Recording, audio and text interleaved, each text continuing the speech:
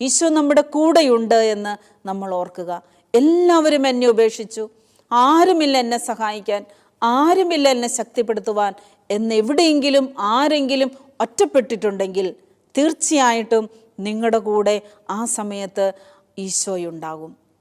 നിങ്ങളെ ശക്തിപ്പെടുത്തുവാൻ, നിങ്ങളുടെ കൂടെയായിരിക്കുവാൻ, നിങ്ങളുടെ ആത്മാവിന് ഒരു പോറൽ പോലും ഏൽക്കാതിരിക്കുവാൻ ഈശോ അവിടെ കൂടെയുണ്ടാകും.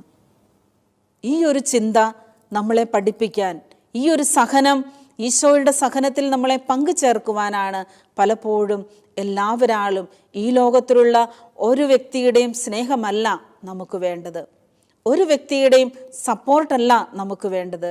ഈ ലോകത്തിലുള്ള ഒരു വ്യക്തിക്കും നമ്മളെ ഉയർത്താനോ താഴ്ത്താനോ സാധിക്കത്തില്ല.